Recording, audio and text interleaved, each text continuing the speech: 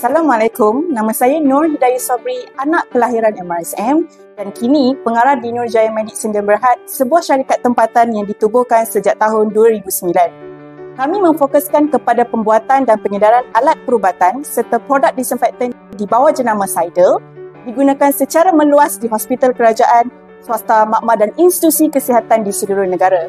Sebagai anak tempatan berlatarkan bioteknologi perubatan molekul, saya percaya ilmu sains bukan sekadar teori tetapi satu bentuk tanggungjawab untuk menyumbang kembali kepada negara, khususnya dalam memperkukuhkan sistem kesihatan tempatan. Idea untuk memulakan perniagaan ini datang dari pengalaman bahawa negara kita masih terlalu bergantung kepada produk import, terutamanya dalam sektor kesihatan.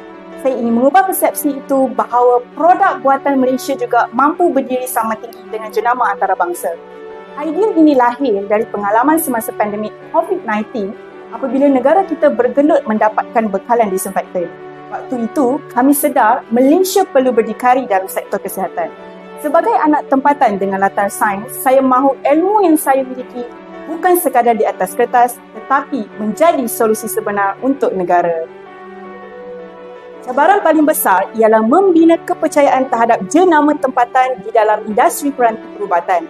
Namun, dengan adanya penyelidikan saintifik, ketekunan pasukan kami dan kesedaran pasaran yang semakin meningkat, jenama kami mula diterima dan dipercayai.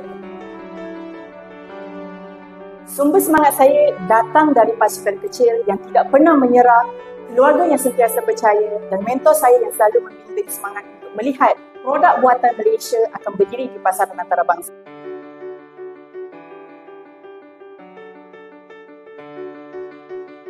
Antara kejayaan yang membanggakan, kami berjaya memenangi beberapa tender hospital kerajaan dan saya sendiri sering dijemput sebagai penceramah di hospital serta program Continuous Medical Education berkongsi ilmu tentang kepentingan disinfektan dan kawalan jangkitan.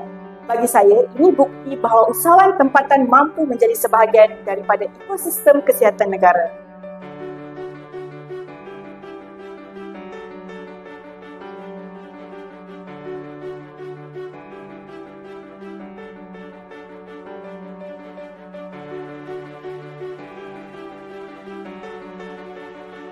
Dalam perjalanan ini, MARA banyak membantu kami dari segi pembangunan kapasiti.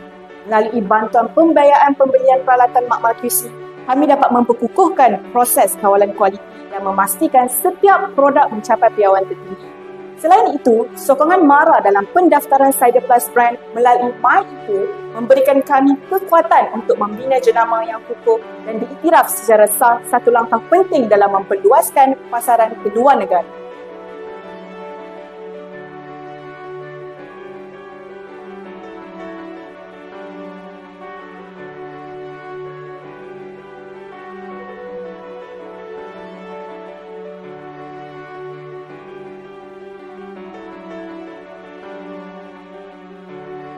Terpilih sebagai calon anugerah usahawan MARA Aura 2025 adalah penghargaan yang amat besar. Ia bukan hanya tentang kejayaan perniagaan tetapi tentang perjalanan seorang anak MARA. Jika dikurniakan rezeki untuk menang, impian saya ialah membangunkan kilang JMP berasaskan tenaga lestari dan inovasi tempatan supaya Malaysia benar-benar berdikari dan mengeluarkan alat perubatan bukan sahaja di Malaysia, malah di peringkat global. Kepada semua usahawan Malaysia, jangan takut bermimpi besar walaupun bermula kecil. Jika niatnya untuk memberi, jika semangatnya untuk negara, tiada apa yang mustahil. Berdirilah dengan produk tempatan dan buktikan bahawa Malaysia mampu.